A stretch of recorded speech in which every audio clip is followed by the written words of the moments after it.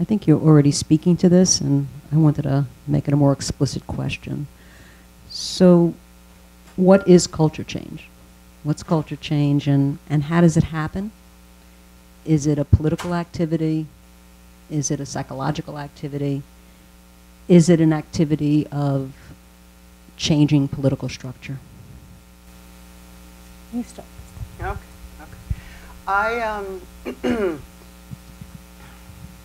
It's all of those things,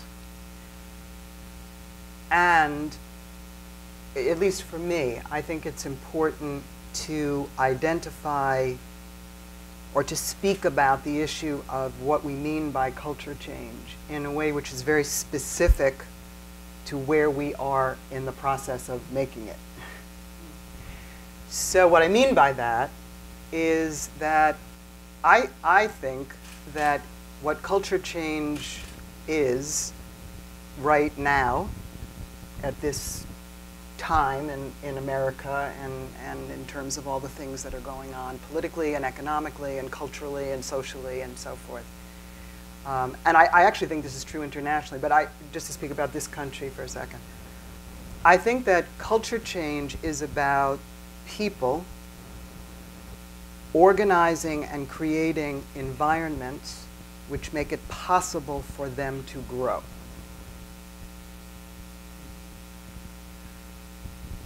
We don't have those environments right now. So in some sense, one of the, if you will, the contradiction of culture change right now, I think, is that many people want it, but we don't have the capacity to get it. So from an organizing point of view and from an engineering or a tactical point of view, we have to address that contradiction.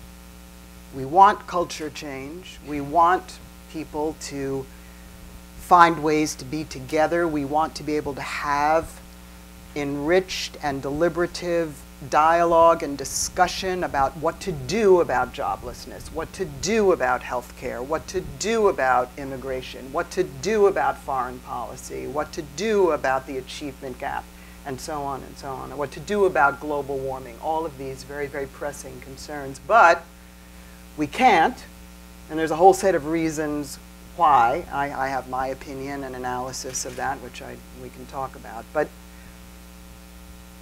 from an activity point of view, you have to ask yourself, well, how do we get from where we are now to being able to do that? In a funny, they talk about, the American people are divided and there's huge polarization. Let's leave the politicians out of this just for a second and leave Congress out of this just for a second, which only has a 10% popularity rating right now. So somebody said to me the other day, Muammar Gaddafi had a 14% popularity rating when he was killed. So, leave that aside. But in so many ways, we know what we want to do. We want to come together. We want to bring new and innovative ways of thinking about and responding to the social crisis, to the economic crisis, and so on. We, in some very basic sense, we know what we want to do. But we can't make that happen yet.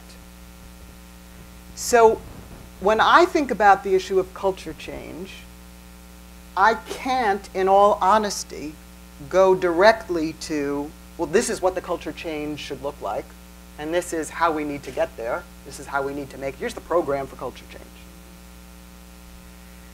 I can't honestly offer that because I think that what we need to do is about creating the conditions that allow us to create what we need to do. And so from a political point of view, and now this is really my philosophy or my view of what the independent movement is really about. 42% of the country today are independents. I think that is an unbelievably significant and important number. It says something about the widespread feeling on the part of so many Americans that there is something fundamentally wrong with the party-based political system that we operate off of, that partisanship is destroying and deteriorating our democracy and our political culture. And I think that what the independent movement is about working to bring people together to create on a large scale new environments that allow people to grow and to develop and to generate and create new capacities for talking to one another, engaging issues, making decisions about what they want to do and what they should support and who should be elected to what office and how the city should be governed and how the country should be governed and what our foreign policy should be, all of that kind of stuff. But we have to create new ways of getting to the culture change. So I guess maybe to try to sum it up, I think culture change right now means creating the conditions in which we can make culture change. That's what I think is on the table.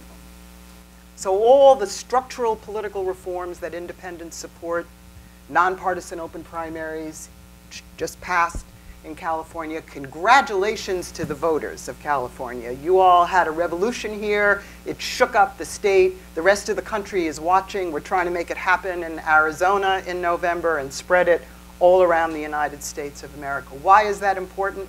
Everyone says, you know, this will be my last comment here. Everyone says, you know, oh, you know, well, now you have the open primary system in California. Well, what kind of outcome is that going to produce? Don't you get the point, man? The point is to have a system where you don't know the outcome. The point is to have a system where people can participate and let them shape the outcome. What in God's name is the worth of a political system, the outcome of which is already known because the politicians have already decided it? That's not a democracy. That's not the kind of political environment that we need. So that's how I think about the issue of culture change.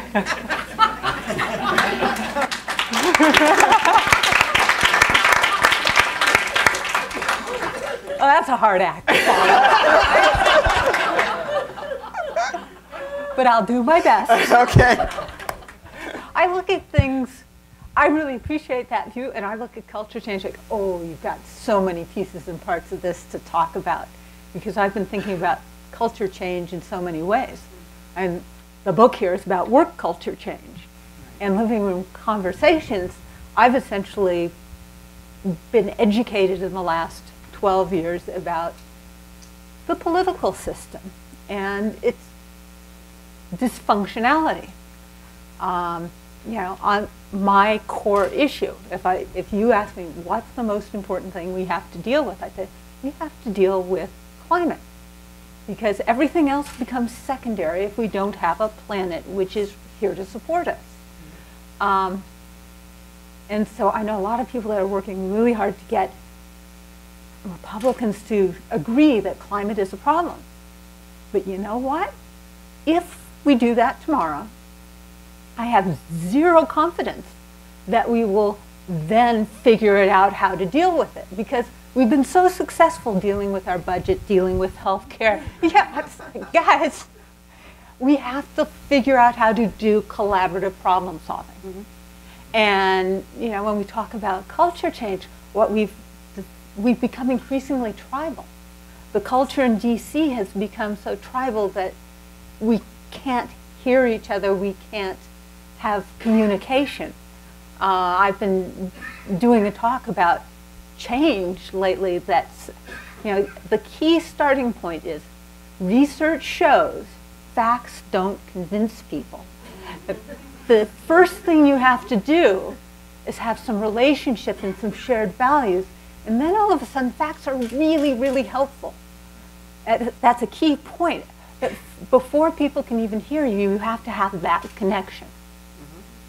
And, you know, with Move On, I've had the opportunity to help people engage and participate, and I've just seen this gridlock that, you know, we all have seen it in our different places, and yet I know when you get down to the grassroots, the people on all sides are good-hearted, they're smart, they're not mean, they're not stupid, they don't drink too many lattes, they're not naive.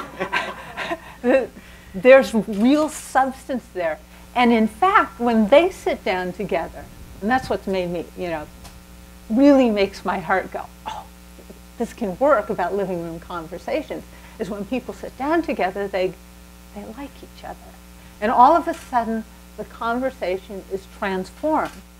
Because what's happened is technology has been a wonderful way to allow us to connect. It's also been this horrific way that we've disconnected. I will never forget, in 2004, the majority of people that voted for George Bush believed weapons of mass destruction were found in Iraq, and that Saddam Hussein was complicit in the 9/11 disaster. Well, if we don't share the same basic facts, no wonder we have a different view of how we should be proceeding. And it's become impolite for us to talk about substance with people that don't agree with us.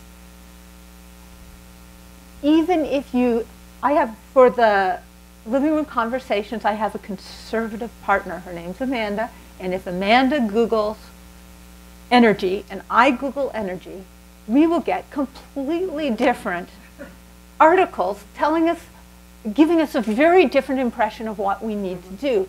So our media, even that invisible part, if we Google something, we get different answers. So how in the world are we going to have a democracy when we no longer share a common narrative? You know, we used to have that kind of overlap. I would argue we're about like that now. And it's not going to get fixed at the leadership level. I believe it's going to get fixed at the grassroots level. When we start having conversations with conservative and progressive co-hosts, or independent and conservative and independent and progressive. You do it the way you want to. I'm there to find out about it and support in whatever way we can. But if we can create, you know, a granular version of community that breaks down the tribal barriers, because what I have to explain to the scientists when I tell them research shows that facts don't convince people is, look, you take a conservative and you convince them climate's a terrible problem, you put them back into their hometown, it's no longer a terrible problem, because if they talked about it there, they would be ejected from their tribe and they would die on an evolutionary, if you look at it in an evolutionary way.